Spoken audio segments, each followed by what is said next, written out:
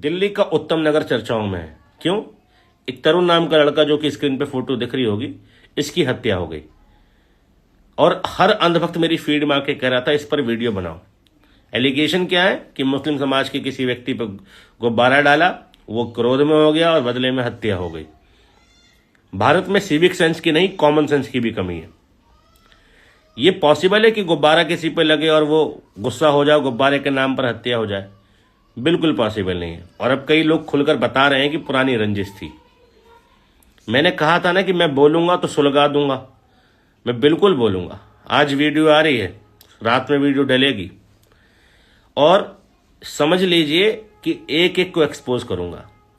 भारत में एक समाज है जो कहता है तुम्हारे यहाँ पैदा हो जाए तो हमें खिलाओ और मर जाए तो हमें खिलाओ। लेकिन उस समाज को भी थोड़ी शर्मिंदगी आ गई है।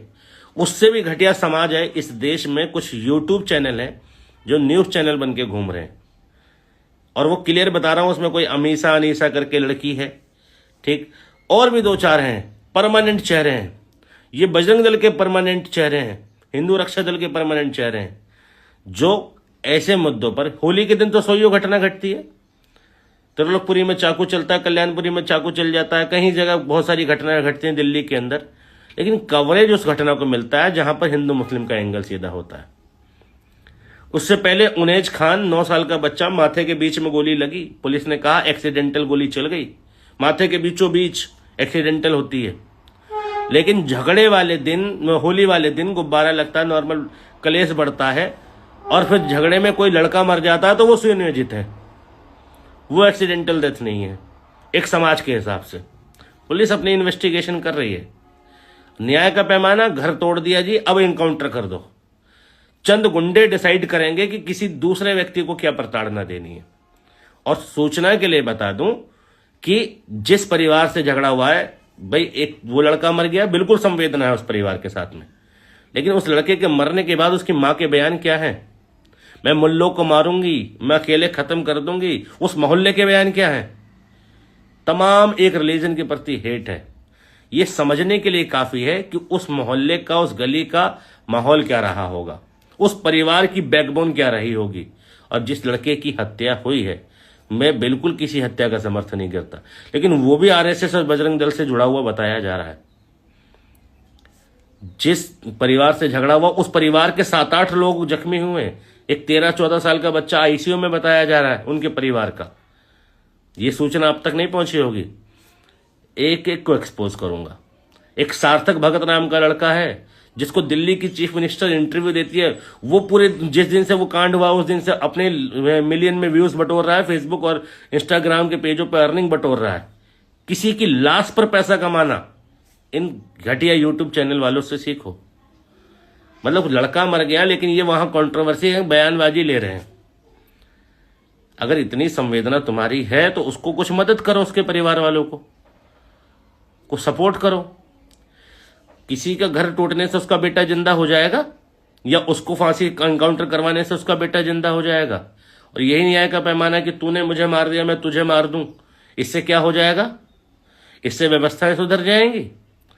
उस मोहल्ले के अंदर 20% के आसपास, 20 या 30% मुसलमान होंगे, 70% हिंदू हैं।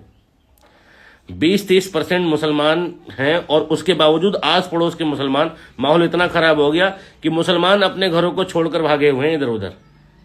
अगर मुसलमान इतना डरा रहा है वहां, जैसे कि एलिगेशन ये लोग लगा रहे हैं, तो घर तो हिंदुओं को छोड़ना था वहां से। मुसलमान घर छोड़ के क्यों भागे? अगर इतनी मजबूत स्थिति में, जैसे ये टीवी मीडिया में बता रहे हैं, तो मुसलमान घर छोड़ के क्यों भाग रहे हैं? मुसलमान के परिवार वाले अपने सेफ्टी के लिए इधर उधर क्यों घूम रहे हैं? दूसरी बात यह है कि कोई कह रहे, कोई मोहम्मद दीपक आ जाता है कोट द्वार से, यहां कोई असलम कुमार क्यों नहीं आया, अहमद शर्मा क्यों नहीं आया? कोट द्वार की घटना बजरंग दल के द्वारा सुनियोजित घटना थी, प्लानिंग के तहत होती है, किसी एक व्यक्ति विशेष को टारगेट। ये एक्सीडेंट है, ठीक है, ये एक्सीडेंट है जो अभी हुआ उत्तम नगर में। और जो कोट द्वार में हुआ वो क्या है? वो एक्सीडेंट नहीं है, वो सुनियोजित है। हर तीसरी घटना उससे संबंधित है। और 10 घर मुसलमानों के हैं तो तुम्हारी कामना है कि अहमद शर्मा निकल के आ जाए, ठीक, या फिरोज वर्मा निकल के आ जाए, लेकिन वहां 300 घर, उसी गली के अंदर 10 मुसलमानों के हैं, 50 घर हैं, 40 तो हिंदुओं के घर थे। वो 40 लोग उस लड़के के मरने का तमाशा क्यों देख रहे थे? उन 40 परिवार वालों को इतनी हिम्मत है कि कैमरे पे आके बयान दे सकते हैं, लेकिन उस लड़के को छुड़ाने की हिम्मत नहीं थी। 30-35 लोगों ने मिलकर मारा। ये जो बात कही जा रही है, भाई झगड़ा होता है, परिवार परिवार का साथ देता है। आपका भी हो जाएगा तो आप परिवार वालों का साथ देंगे, ये बात सच है। लेकिन मारने में वहां 5-6 लोग थे उस लड़के के साथ, ऐसा बताया जाता है। बाकी परिवार इकट्ठा था तो जाएगा। अब हो हल्ला होता है तो परिवार के लोग तो खड़े होंगे झगड़े में, लेकिन वहां कुछ लोग अगर बचाने वाले भी तो काउंट हो जाते हैं। मैं बिल्कुल समर्थन नहीं करता, जिसने किया उसको साथ होना चाहिए, कार्रवाई होनी चाहिए, लेकिन कानूनन।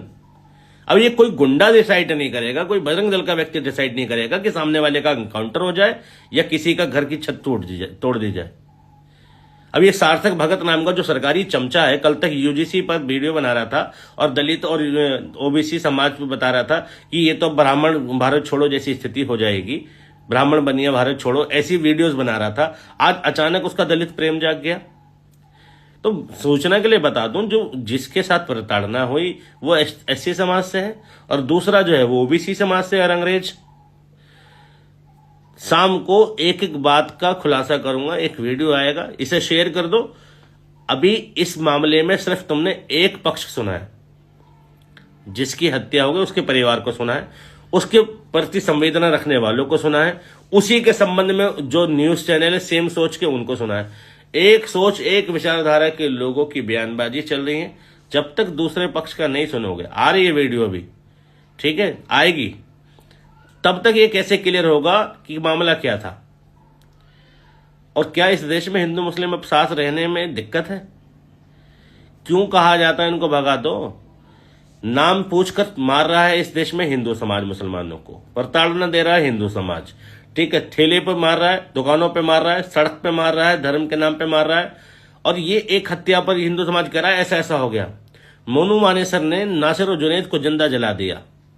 इस समाज ने, मुसलमानों ने कितना विरोध प्रदर्शन किया, कितने हिंदुओं को गाली दी, लेकिन तुम्हारे यहां एक मरता हो तुम पूरे समाज को गाली दे रहे हो। उसके बाद तबरेज अंसारी मार दिया, पहलू खान मार दिया, कितने मोब लिंचिंग में मार दिए, सिर्फ क्यों? मुसलमान होने के नाते। इसके बावजूद मुसलमान ने पूरे संपूर्ण हिंदू समाज को टारगेट नहीं किया, संपूर्ण हिंदुओं को कुछ नहीं कहा। लेकिन यहां एक होता तो पूरी कम्युनिटी को टारगेट करना चालू कर देते हो। कैसा दोगलापन है ये? तो वीडियो आएगी, एक एक व्यक्ति से कोशिश जारी है कि कांटेक्ट हो मामले की तहत। उन लोगों का फुटेज भी दिखाऊंगा जो एडमिट है, जिनको चोट लगी है। झगड़े में दोनों तरफ चोट लगी, उसके बाप के आंख के नीचे निशान है। जाहिर सी बात है ना, आंख के नीचे निशान कैसे आया होगा? हाथापाई हुई ना, तभी तो आया होगा। एकदम इधर निशान आया। दूसरे परिवार में से किसी का अभी तक आपने फुटेज देखा? वो भी चोटिल होंगे, जख्मी होंगे। तो भैया मामले को एक तरफा देख रहे हो। गुजारिश है इस देश के समझदार लोगों से, वो हिंदू हो या मुस्लिम हो, बेवकूफों से मेरी कोई गुजारिश नहीं। समझदार लोगों से मामले की गंभीरता को समझें, मामले को जानें, परखें और लोगों तक सही खबर पहुंचाएं, सही बात पहुंचाएं। मैं जब तक कोई बात ऑथेंटिक महसूस नहीं होती या ऑथेंटिक नहीं पता चलती तब तक मैं वीडियो नहीं बनाता हूं, इसलिए मैं लेट हो जाता हूं, ठीक है। कोई दिक्कत नहीं है। यहां कंटेंट ट्रेंडिंग में लाने के लिए या पैसा कमाने के लिए नहीं चल रहे हैं। यहां देश को बचाने के लिए, देश की बंधुत्व को बचाने के लिए, भाईचारे को बचाने के लिए मैं काम करता हूं। मुझे किसी की अर्निंग और ट्रेंड से कोई मतलब नहीं है। लोग बना रहे हैं ट्रेंडिंग पे वीडियो, लोग लाशों पे पैसा कमा रहे हैं, मैं नहीं। बहुत साधन है मेरे पे पैसा कमाने के। तो शाम का वेट करना, वीडियो आएगी और अलग अलग मीडिया चैनल्स पे बाइट्स आएगी और खुलासे होंगे।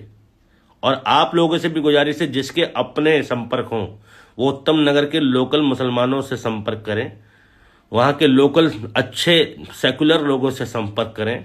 जो लोग किसी दलदल या संगठन का हिस्सा ना हो उन लोगों से संपर्क करें। सच आपके सामने आएगा। जय हिंद, जय भारत।